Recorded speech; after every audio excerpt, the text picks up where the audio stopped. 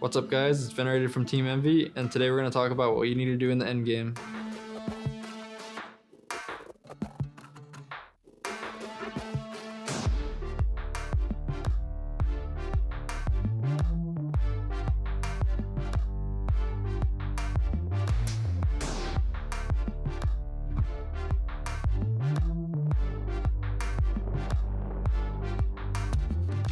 So I guess the first thing I'll talk about is setting yourself up so that you're in a good spot to like go into the late game. So I would consider anything after like the 5th circle the late game, and the 5th circle is always what people call like half in, half out, or like half zone. So half the circle will be in the zone, in the current zone, and then half the circle will be outside. In the 3rd zone, you want to be as central as possible, because if you're center in the 3rd zone, you'll be in the 4th zone 100%. So this is the 3rd zone. So like the best position would probably be like either center is good, or like on high ground near center is also good. So like for example, Saf, Zayt, and Zypha, I think it is, they're over here on this hill, and I would say this is probably the best position because they're pretty central, and they're also on high ground. And high ground's huge in this game because if you hold the high ground, you're most likely going to win the game. But there's multiple different strategies you can like employ throughout the late game to like get high ground, or you can go for it early, you can go for it late. There's a lot of different stuff you can do. I would say going for it early, like in half zone, is pretty strong, but like it's pretty risky, because if you go for it early, you're going to be using a lot of mats on high ground, and also like you're more likely to get contested a lot from the early parts of the late game. It's way easier to die if you're on high ground getting contested compared to just like if you're tunneling in on your own layer down like lower than high ground. So I prefer to play like a mid ground layer. So you don't want to be like on the ground, but at the same time you don't want to be too high up in the sky. So just kind of like in the middle, because if you're on low ground, like there's a lot of stuff that can mess you up, like mountains or just like small hills and stuff like that. And also usually it's pretty congested down there. So I like to get a good mid ground layer, like probably 3 or 4 up from like the lowest. And then you want to be on a layer that doesn't have a lot of people on it. All right, so you can see there's like all these different layers. There's like low ground, which is like down here. There's like, there's 2nd layer, 3rd, 4th, 5th. So I would say a good layer is probably like this one that these guys are on. If you stay at the front side of the zone, and so like the zone is moving to the left here. If you stay against this part of the zone, no one can get in front of you unless they like go into the zone and build in front of you, which probably isn't gonna happen. So you always want to try to like stay on the front edge of zone, because it's way safer and you just have way more room to work with. So you never want to get stuck behind. You always want to stay ahead on the moving zones.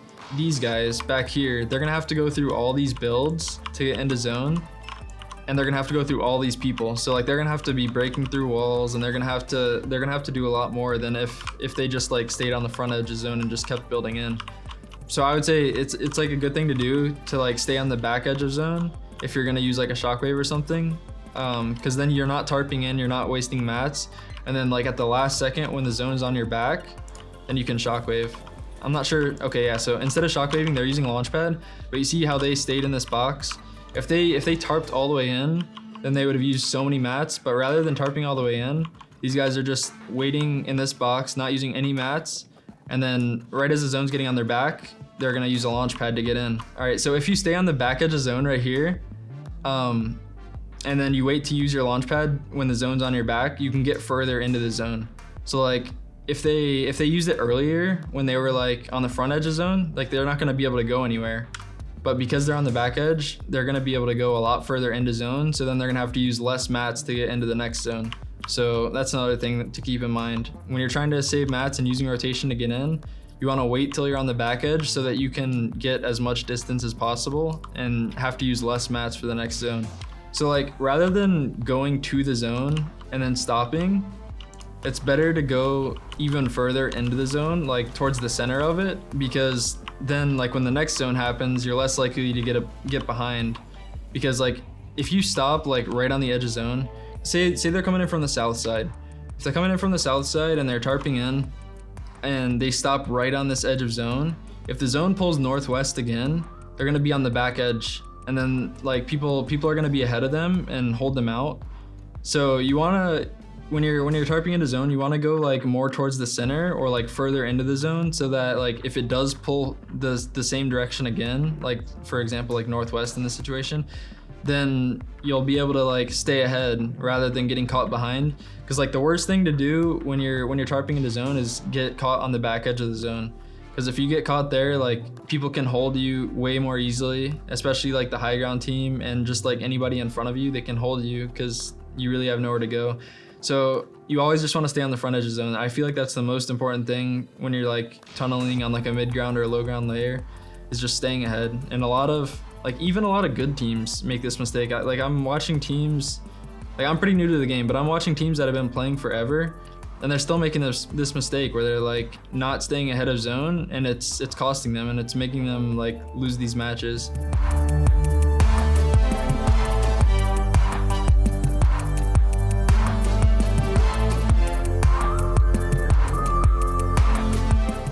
Another thing to talk about, when you're tarping in, I would say it's good to like designate like one person on your team to like tarping, and then the other people just drop them mats, because then you know that one person's always going to keep you ahead of zone.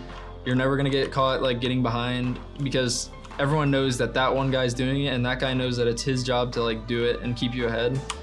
And also when you're not tarping and you're the other players on the team, it's good to stay like within 2 or 3 tiles of the person tarping. Like you don't want to get too far behind, because someone could drop into your tarp and like cut you off from your team, or like you could get in a bad situation like with an edit or something like that if you're like far away from your team. So you always want to stay pretty close to the guy that's tunneling and the guy that's staying ahead on the front edge of the zone. But while you're doing that, you want to be looking for picks, so that you can replenish your mats throughout the game, because if you just tarp from like half zone to like, you know, 3rd or 4th moving zone, you're gonna run out of mats eventually, unless you're using shockwaves really well to like save your mats. So it's good to get kills in the late game so that you can replenish your mats, especially like, you know, 1st moving zone or like 2nd moving zone. It's good to get kills like early like that, early in the late game, so that you can get those mats off the people, because they still have mats because it's earlier in the game. Once you start getting to late game, which I would say is like 3rd moving, the 3rd moving zone, you're gonna want to start looking for high ground, and that's like the next step. So like after you tarp in for a while, if you're not playing high ground, you're just playing like a mid ground layer, you wanna start looking for height towards like 3rd moving, because you know the high ground team's gonna be using like a lot of their mats, and they would have used like a lot of heals by then probably. And that's like your best chance to take it. And it's good to do it like right after you get a placement threshold, like top 4 for example, because then it's less risky. Like you just got the placement, so like you just got those extra points, rather than going for it like say when there's like 6 teams alive and you don't get those 4th place placement points. It's way more risky to go for it then, because you don't get those extra points, and then if you die, then like you're not gonna get the points. Another thing is, if you're tarping on a mid ground layer, you want to make sure you're not like the 2nd team to height. So like you don't want to be the 2nd highest team basically. So like there's gonna be a team that's like all the way up at the top. You don't want to be the second highest team, because if you are, they're gonna pressure you a lot more, because they're like, if you're high ground, the 2nd highest team is like your biggest threat. So like you want to get rid of them and push them down as far as you can. So you never want to, and then, you know, on the other side, if you're that team that's like 2nd height, you don't want to be there, because they're going to be pressuring you. You're going to be using a lot of mats, and you're probably going to take a lot of damage just from their spam. So it's good to drop a few layers just to like, you know, kind of blend in with all the other people, and then you're less likely to get focused. All right, so the last thing I want to talk about in this video is how there's almost like infinite possibilities of things that can happen in Fortnite in endgame. So like, you really have to keep this in mind and just practice a ton, so that you can take in all the scenarios possible, so that like when something happens, you know what to do. So it's good to like practice a ton, as well as, you know, review your own VODs, like watch what you do and watch what mistakes you make. And every time you make a mistake or you die, go back and watch it and see, why did I die? Like what happened? What caused us to die here? and watch your perspective, watch your teammates' perspective, and just figure it out. And you can even like take notes on it. That's what I did when I started. Is like I would watch the VOD, I would watch it from all of our perspectives. I would see why we died and how we died, and then I'd write it down, and then I'd show my teammates like, in this game we died because of this, and then they can go back and watch the replay themselves and see, okay, yeah, that's why we died, or they would be like, no, I think we died because of this, and then you can talk about it. But that's a good thing to do. You always want to keep a positive mindset and like always look to improve, figure out what you're doing wrong. Never blame the game. I know like there's a lot of pros in this game that you see them on Twitter like saying, oh, this item's stupid, whatever.